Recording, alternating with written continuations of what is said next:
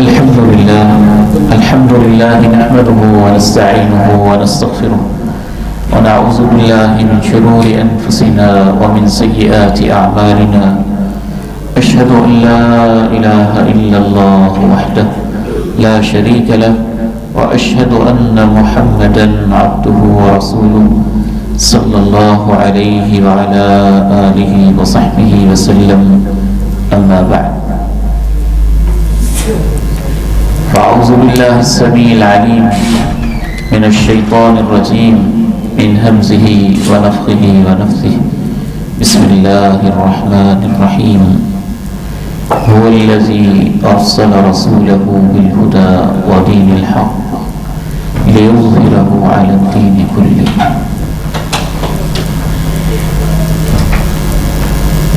قیامت کی نشانیاں، اس حوالے سے ہمارا یہ فہم دین کورس بفضلہ تعالی جاری و ساری ہے۔ آج 7واں لیکچر ہے اور آج کا ہمارا موضوع ہے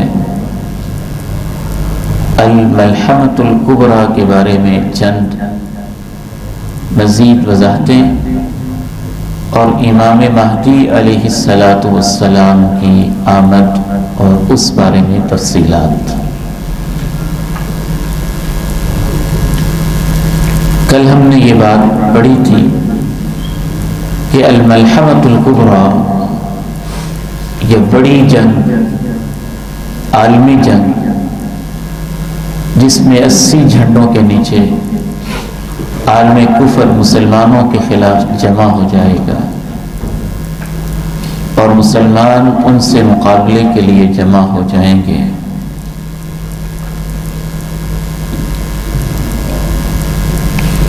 ایک اور حدیث سے یہ معلوم ہوتا ہے کہ خلافت سرزمین شام کی طرف منتقل ہو جائے گی۔ بیت المقدس مسلمانوں کے ہاتھ میں آ جائے گا اور بیت المقدس پوری طرح سے آباد ہو جائے گا۔ رسول اللہ صلی اللہ علیہ وسلم نے ارشاد فرمایا،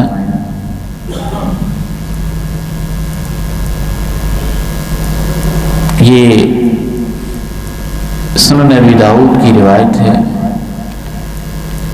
حضرت عبداللہ بن حوالہ الازدی رضی اللہ تعالیٰ عنہ کہتے ہیں کہ رسول اللہ صلی اللہ علیہ وسلم نے ہمیں روانہ کیا پیدل ہی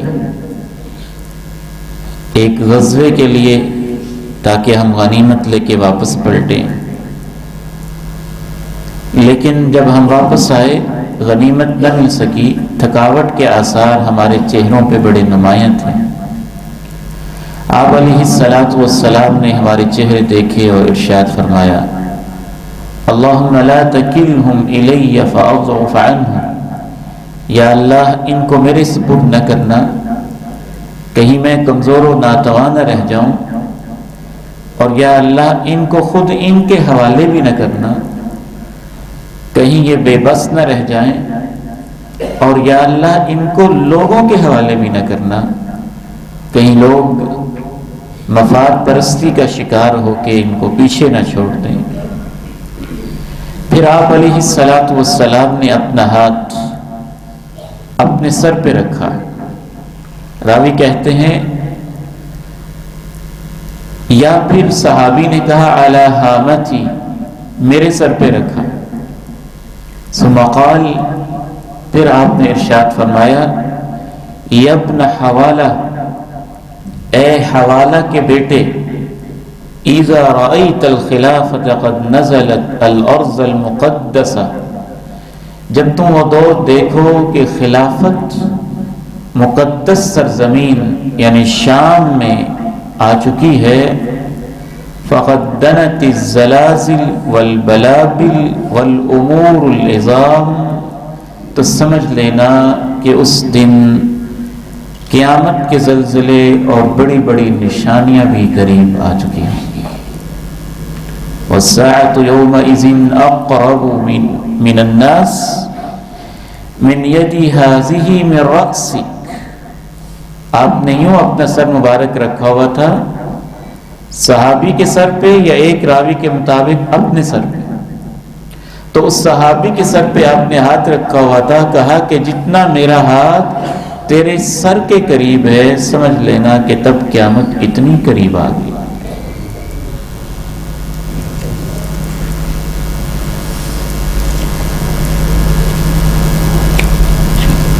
ایک اور بہت خوبصورت اور عظیم روایت ہے صحیح مسلم کی، اس میں جو الملحمۃ الکبریٰ کی کچھ اور تفصیلات سامنے آتی ہیں. حضرت ابو ہریرہ رضی اللہ تعالی عنہ روایت کرتے ہیں، رسول اللہ صلی اللہ علیہ وسلم نے ارشاد فرمایا اس وقت تک قیامت قائم نہیں ہوگی جب تک کہ رومی لوگ اعماق یا دابق مقام پہ پڑاؤ نہیں ڈالیں گے. ان سے مقابلے کے لیے مدینہ کا ایک لشکر آئے گا. کہاں کا؟ مدینہ کا ایک لشکر آئے گا. بہت سارے ہمارے کچھ اہل علم اور کچھ مفاد پرست لوگ اور کچھ سیاسی حالات سے بہت زیادہ متاثر ہونے والے لوگ یہ الملحمۃ الکبریٰ کی ساری کڑیاں اپنے اپنے دور کے حساب سے افغانستان اور اس علاقے سے ملا دیتے ہیں اور عربوں کو پچھاڑتے اور لتاڑتے رہتے ہیں، جیسے عربوں کے پاس تو اس دور میں کچھ ہوگا ہی نہیں. آپ فرما رہے ہیں کہ ان سے لڑنے کے لیے ایک لشکر مدینے سے آئے گا. من خیال اہل الارض یومئذ، اس دن وہ کرۂ ارضی کے سب سے بہتر لوگ ہوں گے. فَإِذَا تَصَافُوا، جب وہ آمنے سامنے صف بندی کر لیں گے، قالت الروم، تو رومی کہیں گے خلوا بیننا وبین الذین سبوا منا، تم درمیان میں کیوں آ گئے؟ تم مدینے سے یہاں کیوں آ گئے ہو؟ تم لوگ پیچھے ہٹ جاؤ، تمہارے ساتھ تمہاری لڑائی نہیں، ہماری لڑائی تو انہی اپنے لوگوں کے ساتھ ہے، وہ لوگ جو ہم میں سے ہمارا دین چھوڑ گئے. کیا پتہ چلتا ہے اس سے؟ اس حوالے سے خصوصاً میں کہہ رہا تھا کہ بہت خوبصورت حدیث ہے. انشاءاللہ تعالی میرا ایمان اور عقیدہ یہ کہتا ہے کہ ایک وقت وہ آئے گا کہ یورپ کے بہت سارے لوگ اور روم کے علاقے کے بہت سارے لوگ محمد عربی کی غلامی میں آ چکے ہوں گے صلی اللہ علیہ وسلم، اور اس علاقے کے لوگ ان سے لڑنا چاہیں گے اور ان کی مدد کے لیے ایک ہو مسلم حرم کی پاسبانی کے لیے مدینے سے لوگ آئیں گے. تو جب جنگ ہونے لگے گی تو وہ ان سے کہیں گے کہ تم مدینے سے یہاں کیوں آ گئے ہو؟ ہماری تو تمہارے ساتھ لڑائی نہیں، ہماری تو ان کے ساتھ لڑائی ہے، ہمیں ان سے لڑنے دو.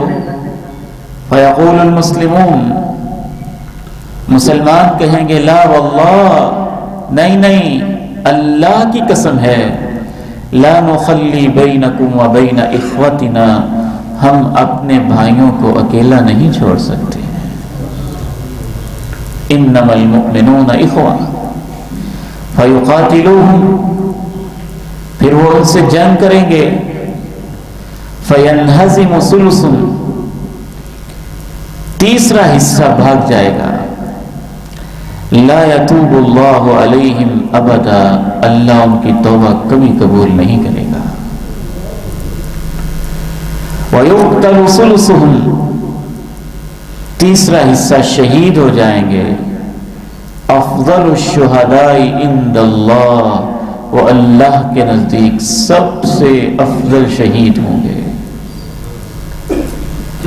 وَيَفْتَتِحُ الثُّلُث، اور لشکر کا تیسرا حصہ فتح یاب ہوگا.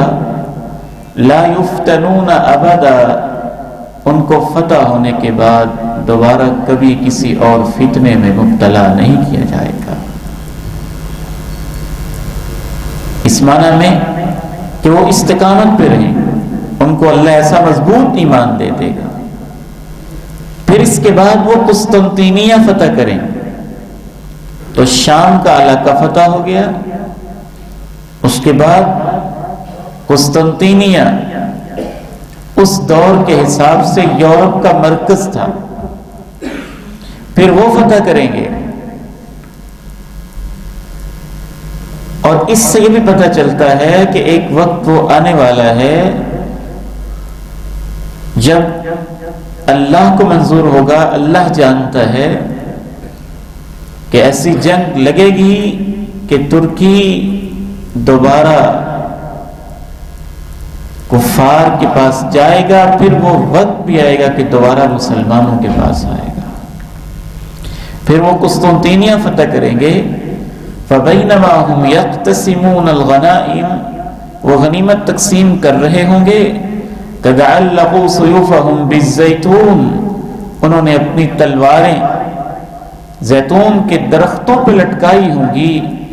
اِصَّاحَ فِيهِمُ الشَّيْطَانُ، شیطان چیخ لگا کے پکار کے کہے گا، شاید انسانی شکل میں آ کے کہے گا، ان المسیح قد خلفکم فی اہلیکم، دجال تمہارے گھروں میں نمودار ہو چکا ہے، تم یہاں کھڑے ہو۔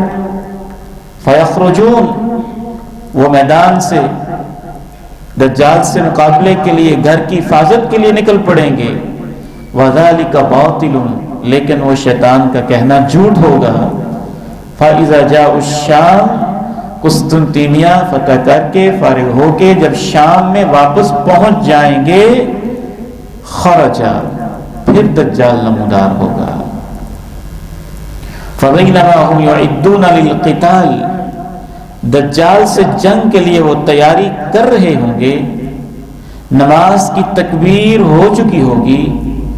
فَيَنزِلُ عِيسَى ابْنُ مَرْيَمَ، حضرت عیسیٰ تشریف لے آئیں گے، وہ بھی شام میں تشریف لائیں گے، اسی کی مسجد میں نماز ہو رہی ہوگی۔ فَأَمَّهُمْ فَإِذَا رَآهُ عَدُوُّ اللَّهِ، اللہ کا دشمن یعنی دجال جب حضرت عیسیٰ کو دیکھے گا، ذَابَ كَمَا يَذُوبُ الْمِلْحُ فِي الْمَاءِ، جس طرح پانی میں نمک ختم ہو جاتا ہے وہ اس طرح سے پگھل جائے گا۔ فَلَوْ تَرَكَهُ لَذَابَ، اگر حضرت عیسیٰ اس کو پکڑے نا تو بالکل ہی پگھل جائے، حتیٰ کہ تباہ ہو جائے، لیکن اللہ کا فیصلہ ہے کہ اللہ نے اسے حضرت عیسیٰ کے ہاتھوں سے مروانا ہے، اس لیے حضرت عیسیٰ اسے پکڑ کے ماریں گے اور اپنے نیزے کے اوپر لگا ہوا خون بھی لوگوں کو دکھائیں گے۔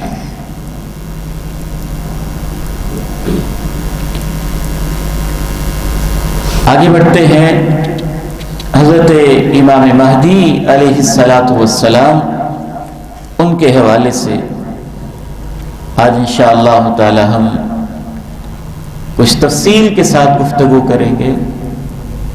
سب سے پہلے یہ سمجھ لیجئے کہ مہدی کا جو لفظ ہے یہ ہدایت سے ہے۔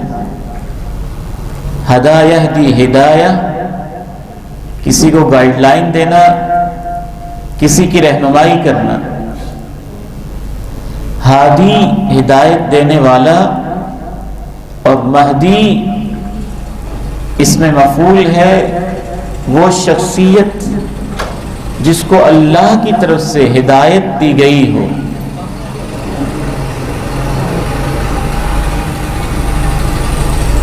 جس کو اللہ تعالیٰ کی طرف سے ہدایت پر قائم کیا گیا ہو، ہدایت دی گئی، اسے مہدی کہتے ہیں۔ تو لغوی لحاظ سے تو کوئی بھی شخص جو ہدایت کے اوپر ہے، اللہ تعالیٰ کی طرف سے اس کی رہنمائی ہو رہی ہے، ہم اس کو مہدی کہہ سکتے ہیں۔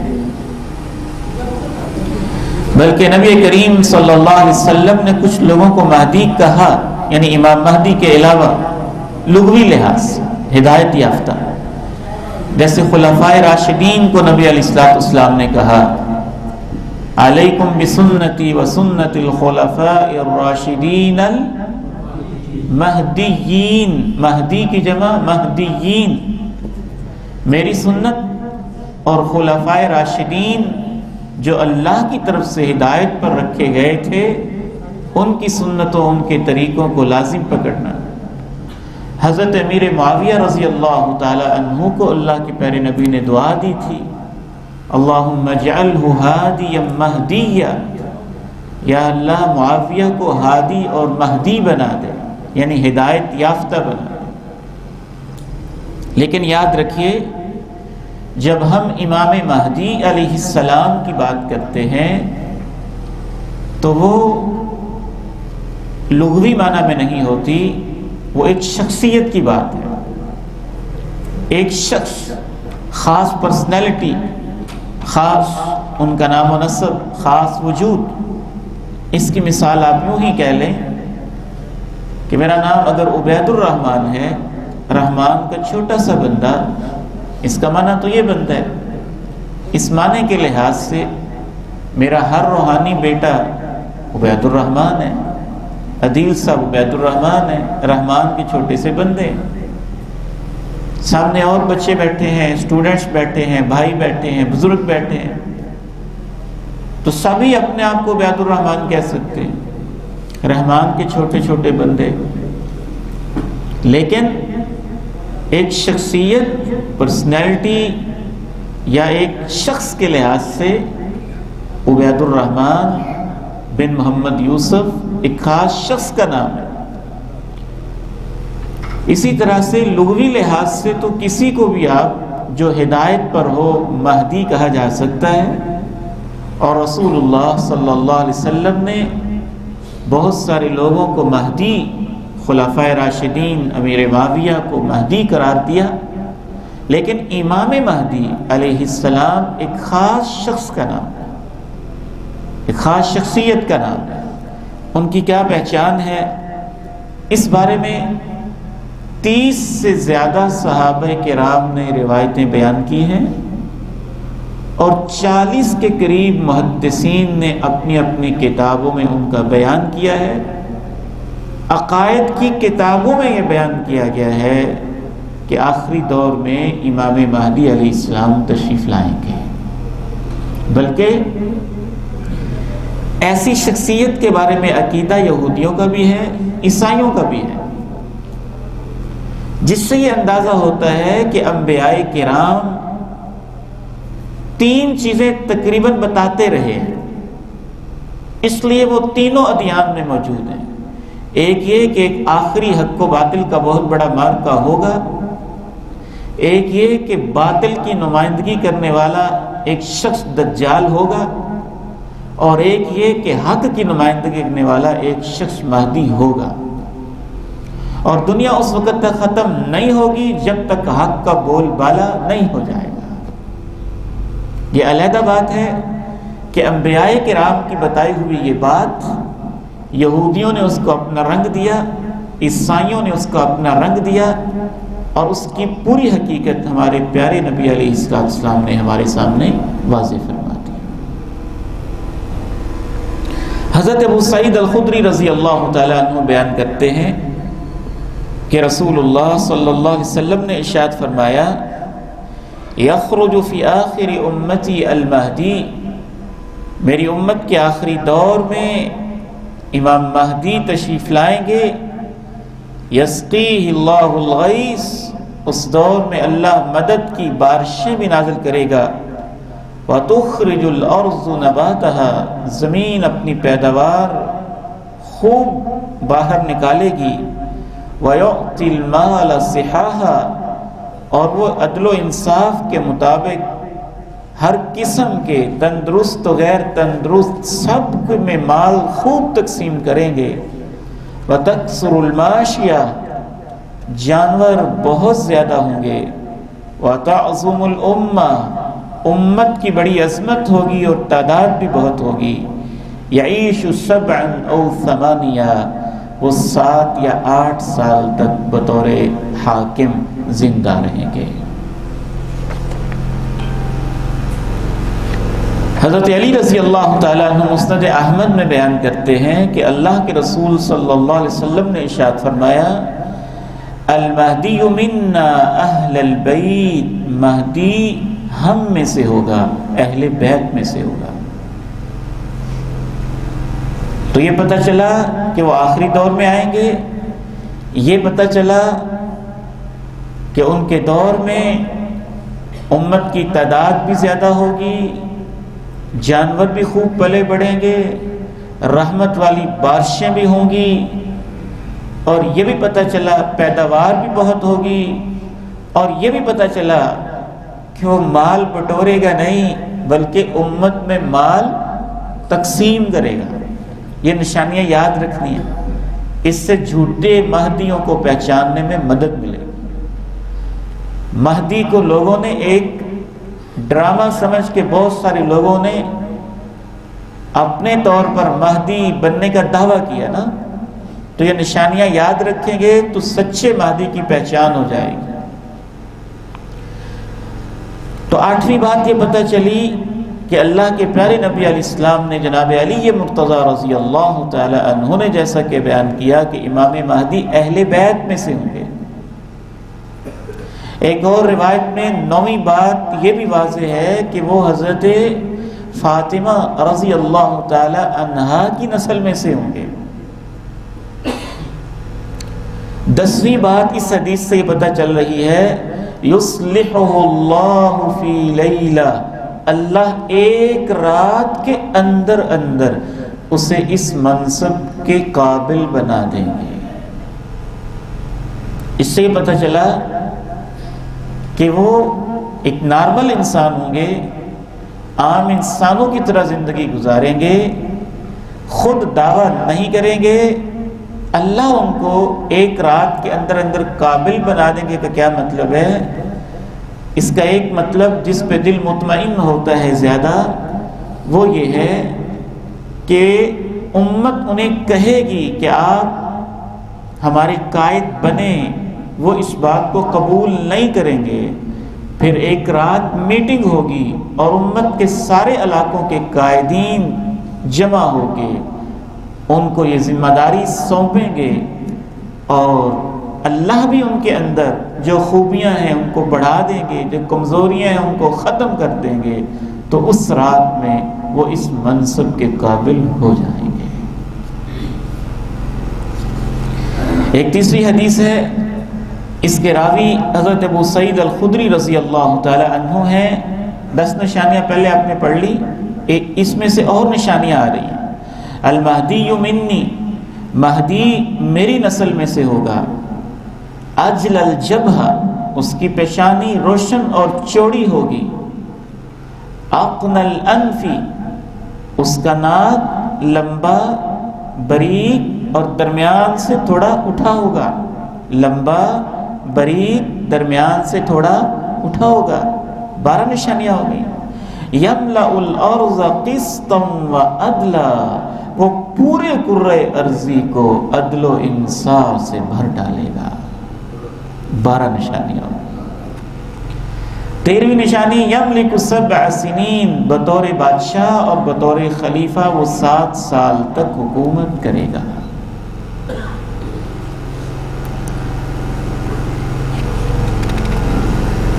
ایک اور حدیث سے ایک اور نشانی کا پتہ چلتا ہے، یہ صحیح مسلم کی حدیث ہے۔ ینزل عیسی ابن مریم، حضرت عیسیٰ بن مریم تشریف لائیں گے، فیقول امیرہم، تو اس وقت جو ان کا امیر ہوگا وہ کہے گا آپ ہمیں نماز پڑھائیں۔ فیقول لا، حضرت عیسیٰ کہیں گے نہیں، آپ ہی پڑھائیں۔ ان بعضکم علی بعض امراء، تم آخری نبی کے امتی ہو، اور اللہ نے آخری نبی کے امیر، آخری نبی کے امتی ہی کو بنانا ہے۔ آخری نبی کے امت میں سے امیر آخری نبی کے کسی امتی ہی کو بنانا ہے۔ تکرمت اللہ ہذہ الامہ، اس امت کو اللہ نے یہ عزت دی ہے۔ یہ ان کی گویا 14ویں نشانی ہو گئی کہ ان کے دور میں حضرت عیسیٰ تشریف لائیں گے، اور 15ویں نشانی وہ ان سے کہیں گے کہ جماعت کروائیں، اور حضرت عیسیٰ کہیں گے نہیں آپ کروائیں۔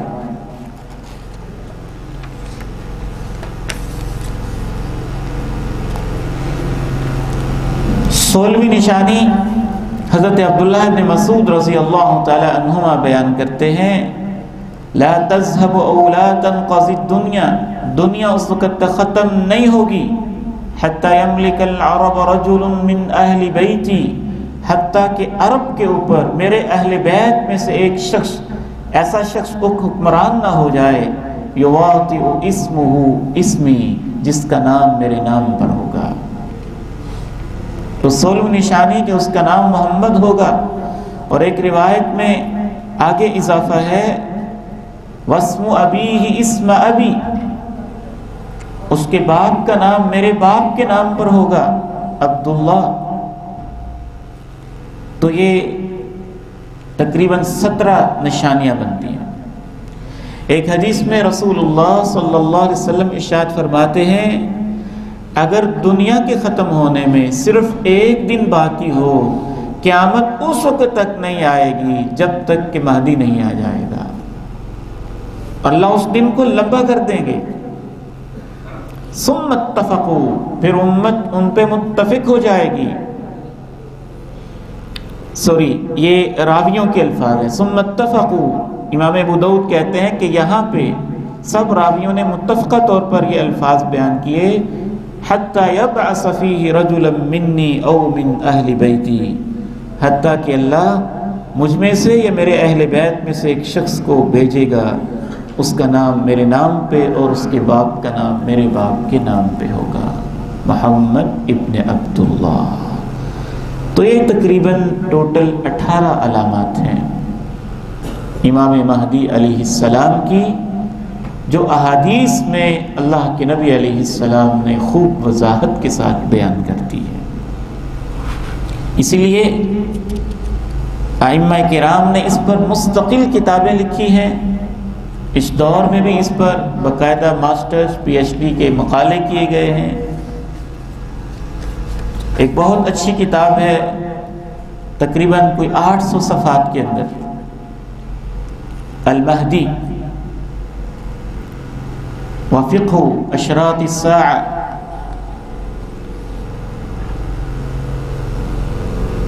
اب آگے چند بڑی اہم باتیں رہتی ہیں، اس لیے کہ امام مہدی علیہ السلام کے بارے میں لوگوں کو بہت ساری غلط فہمیاں ہیں، بعض لوگ ان کے بارے میں گمراہیوں کا شکار ہیں، اور طرح طرح کے انداز ہیں لوگوں کے جس انداز سے وہ گمراہیاں پھیلاتے ہیں۔ یہاں تک امید ہے کہ جو اصل تصویر ہے حدیث کی روشنی میں وہ واضح ہو چکی ہے۔ اگر کسی کے پاس ان احادیث کا علم ہے تو وہ انشاءاللہ کبھی گمراہ نہیں ہوگا۔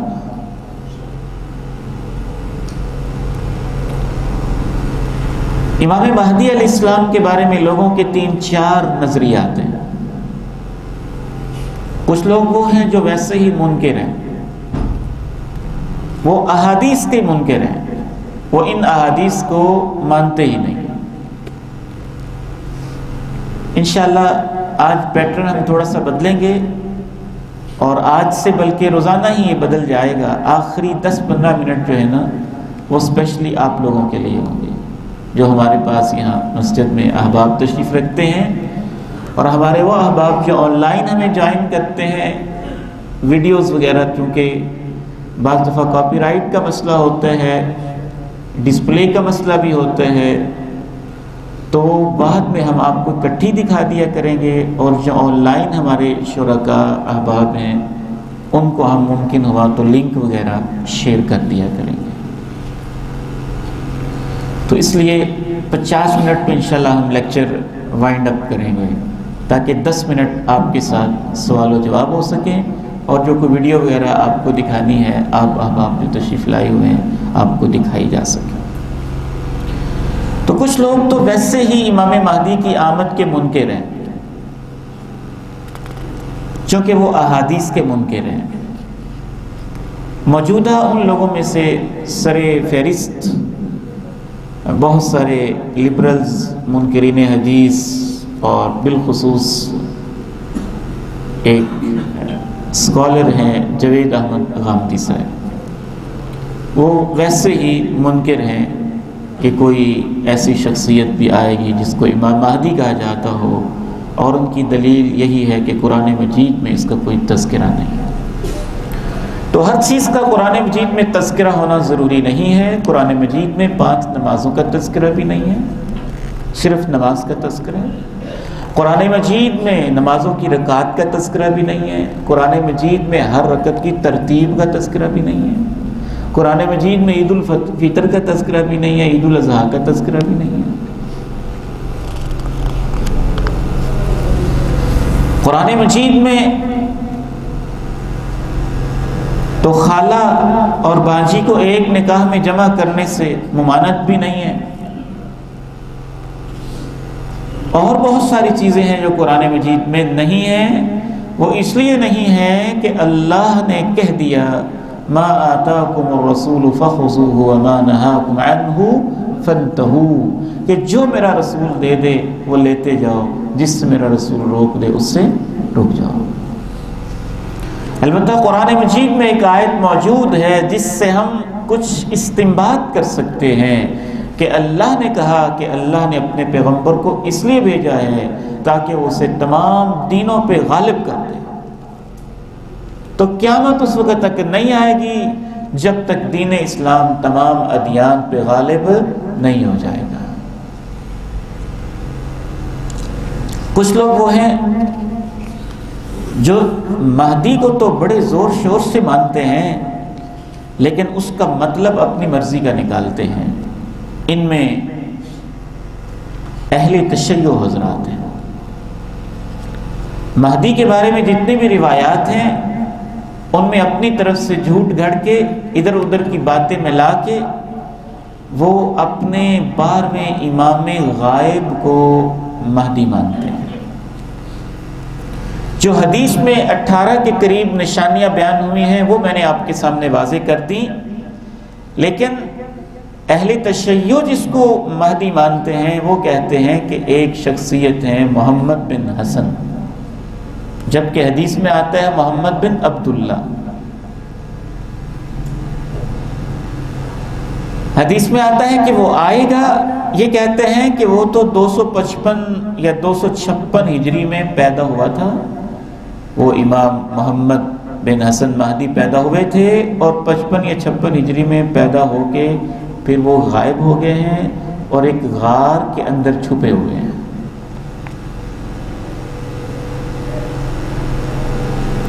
تو جب آخری دور آئے گا پھر وہ غار سے باہر نکلیں گے اور دنیا کی اصلاح کریں گے۔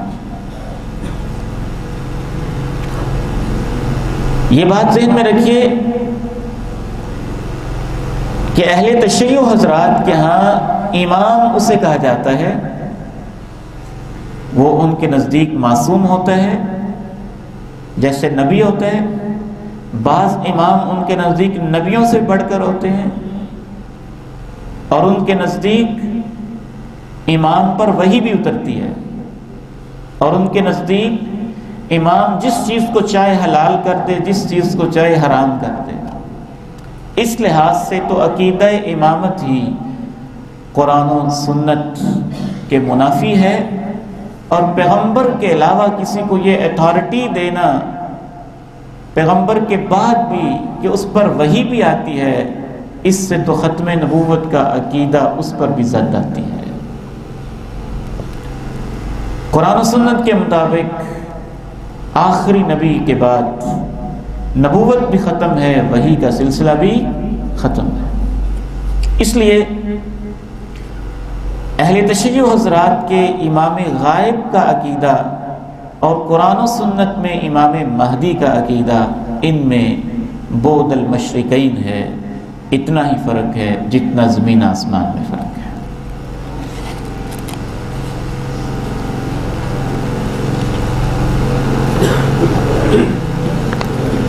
کچھ لوگ وہ ہیں جو امام مہدی کو بہت جلدی لانا چاہتے ہیں، جلد بازی کرتے ہیں، وہ سمجھتے ہیں بس پیدا ہو گیا، پھر وہ کوئی تاریخ بتاتے ہیں اپنی طرف سے، فلاں تاریخ کو پیدا ہو چکے ہیں، دنیا میں ظلم ہے، جبر ہے، اب تو امام مہدی آ ہی چکے ہیں، وہی آ کے ظلم و جبر ختم کریں گے۔ ان کو ہم کہہ سکتے ہیں کہ جلد بازی کرتے ہیں۔ انشاءاللہ یہ بات کی ڈسکشن میں آپ کے سامنے واضح کروں گا کہ ان میں کون کون لوگ شامل ہیں۔ کچھ لوگ وہ بھی ہیں جو مہدی کا معنی بالکل ہی بدل دیتے ہیں، کہتے ہیں کہ ہر وہ لیڈر جو قرآن و سنت کو دنیا میں بول بالا کر دے وہ مہدی ہی ہوتا ہے۔ لغوی لحاظ سے تو ہم کہہ سکتے ہیں، لیکن شرعی لحاظ سے جو اتنی ساری حدیثوں میں 18-20 نشانیاں بیان کی گئی ہیں تو بلا وجہ بیان ہوئی ہیں، وہ ایک شخصیت کے بارے میں ہے۔ اس طرح کا موقف رکھنے والا جو حدیث سے مطابقت نہیں رکھتا، ان میں سید مولانا ابو الاعلیٰ مودودی صاحب کا نام بھی آتا ہے، اور کہتے ہیں کہ ہر وہ شخص جو لیڈر ہے اور قرآن و سنت کا بول بالا کرتے وہ مہدی ہوتا ہے۔ جبکہ حدیث میں نے آپ کے سامنے واضح کیا، آپ نے اس کا ناک بتایا، آپ نے پیشانی بتائی، اللہ کے نبی نے اس کی نسل، نسب نامہ، ساری علامات بتائیں، وہ ایک شخصیت ہے، ہر لیڈر کو ہم مہدی نہیں کہہ سکتے۔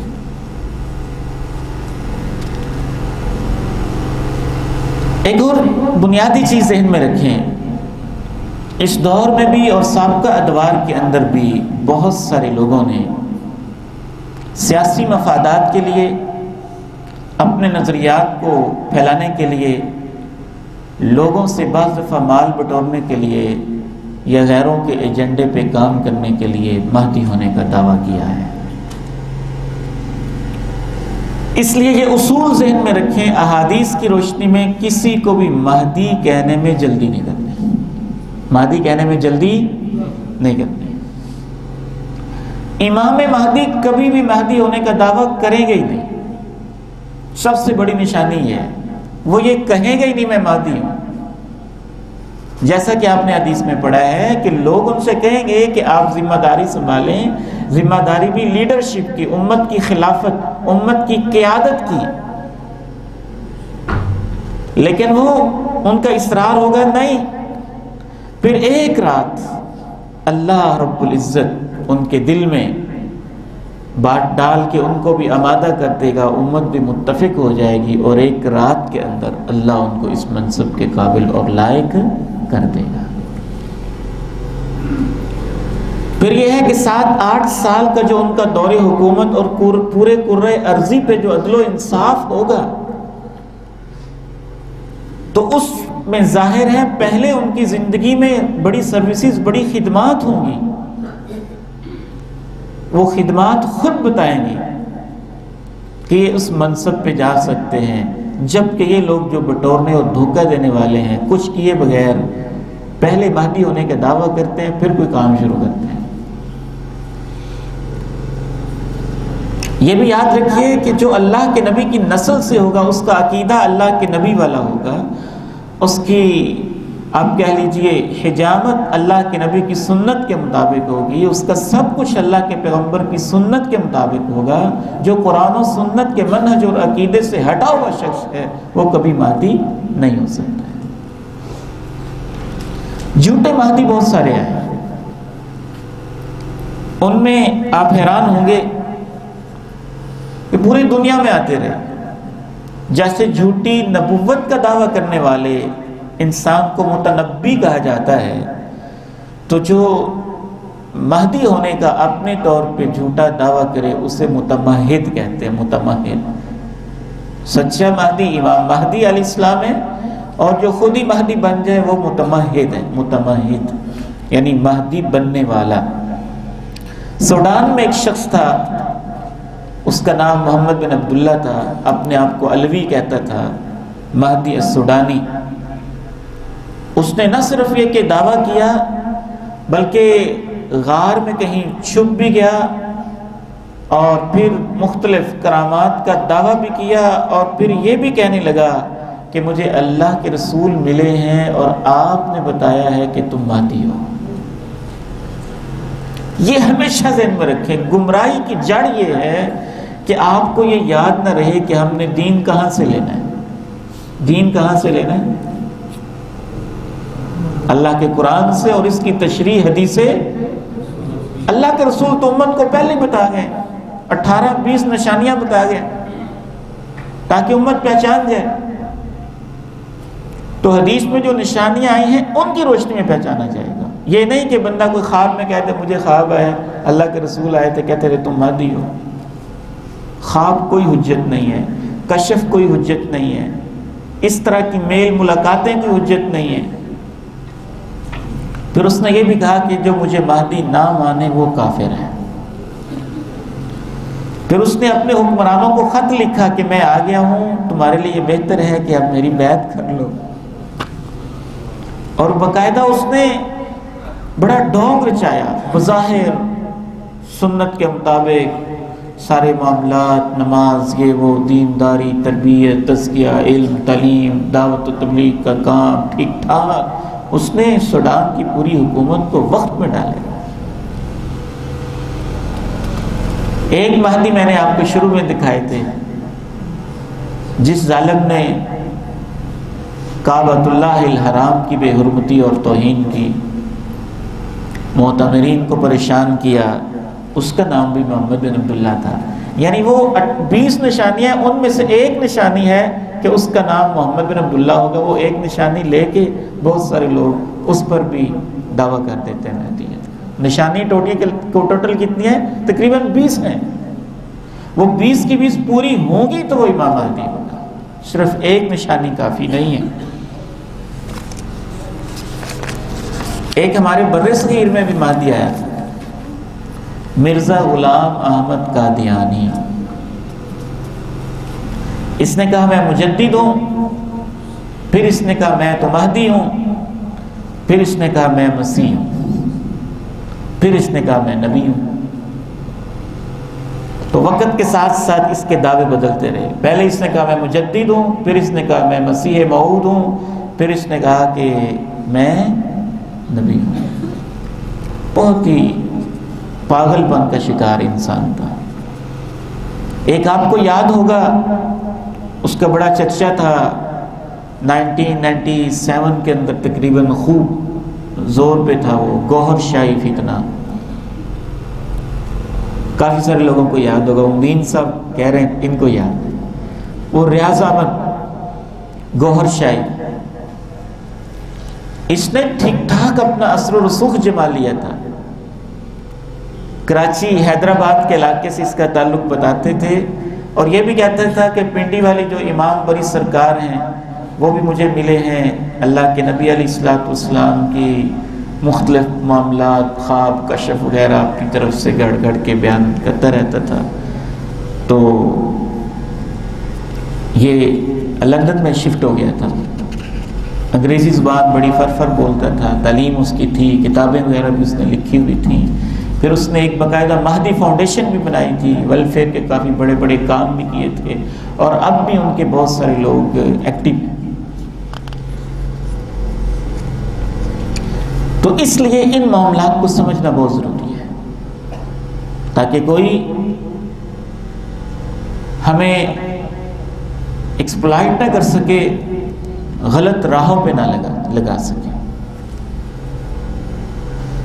آخری بات ایک رہ گئی ہے، وہ میں آپ کے سامنے عرض کر کے تو انشاءاللہ بات کو پورا کرتا ہوں۔ کچھ لوگ مایوسی کی زندگی بسر کر رہے ہیں، ہاتھ پاؤں بندھے ہوئے، ہر طرف اندھیرا چھایا ہوا، امت پہ ظلم و ستم دیکھ کے تو وہ کہتے ہیں جی یہ اب ایسے ہی ہونا ہے، ہم سے کچھ نہیں ہونا، امام مہدی آئیں گے تو صورتحال ٹھیک ہوگی۔ یہ سستی والا ایک رویہ ہے، اور عذر گناہ بدتر از گناہ۔ اس بارے میں واللہ عالم میرا ذاتی رجحان اہل علم کی باتوں کی روشنی میں، محدثین کی باتوں کی روشنی میں اس طرف ہے کہ یہ مطلب قطعاً نہیں ہے کہ امام مہدی نے آ کے سب کچھ ٹھیک کرنا ہے۔ آپ یوں کہہ لیں جیسے ایک سٹیج بالکل تیار اور ریڈی ہوتا ہے، اور جو کسی نے اس پہ کسی عالم نے تقریر کرنی ہے، آ کے بس اس پہ اپنا خطاب کرتا ہے، سٹیج ہم نے اس کے لیے تیار کیا ہوتا ہے۔ امام مہدی کی آمد کی بھی یہی حالت ہوگی۔ انہوں نے تو صرف 7 سال رہنا ہے، 7 سال کے اندر پوری دنیا پہ عدل و انصاف وہ کیسے نافذ کر سکتے ہیں؟ اللہ کے نبی علیہ السلام نے 23 سال محنت کی تھی۔ اس وجہ سے امام البانی رحمہ اللہ کا موقف اس معاملے میں بہت صائب نظر آتا ہے کہ امام مہدی نے تو قیادت کا خلا آ کے پر کرنا ہے، امت نے اس سے پہلے سٹیج تیار کرنا ہے، محنت کرنی ہے۔ اس پر انہوں نے کچھ دلائل دیے۔ پہلی دلیل انہوں نے یہ دی، ان اللہ لا یغیر ما بقوم حتی یغیروا ما بانفسہم۔ وہ لوگ جو شرابوں کے نشے میں مست ہوں، نمازوں سے غافل ہوں، چوریوں ڈکیتیوں پہ لگے ہوں، وہ تو اس لائق ہی نہیں ہے کہ ان کو امام مہدی جیسی شخصیت کی قیادت مل جائے۔ جب وہ اپنے آپ کو بدلیں گے تو امام مہدی جیسا قائد پھر اللہ ان کو دے گا۔ دوسری دلیل انہوں نے یہ دی ہے کہ اللہ کے نبی علیہ السلام کی ایک حدیث ہم نے پڑھی تھی، آپ میں سے کچھ اب آپ کو یاد ہوگی۔ اللہ کے پیارے نبی نے ارشاد فرمایا تھا کہ جب تم گایوں کی دموں کو پکڑو گے، اور جب تم جہاد کو چھوڑ دو گے، اور جب تم بے اینا کرو گے، ہیلوں بہانوں سے سود کھاؤ گے، اللہ تمہارے اوپر ذلت مسلط کر دے گا، اور وہ ذلت اس وقت تک مسلط رہے گی جب تک تم دین کی طرف واپس نہیں پلٹو گے۔ تو امام البانی فرماتے ہیں اس حدیث سے ثابت ہوتا ہے کہ اس ذلت کو ختم کرنے کے لیے پہلے ہم دین کی طرف پلٹیں گے، اور دین کی طرف پلٹنے کا مطلب امام البانی بیان فرماتے ہیں تعلیم اور تزکیہ، یعنی دین کا صحیح شعور اور اس کے مطابق اپنے آپ کو اور معاشرے کو ڈھالنا، یہ ہوگا اور معاشرہ بہتری کی طرف کوششیں ہو چکی ہوں گی تو پھر امام مہدی آئیں گے۔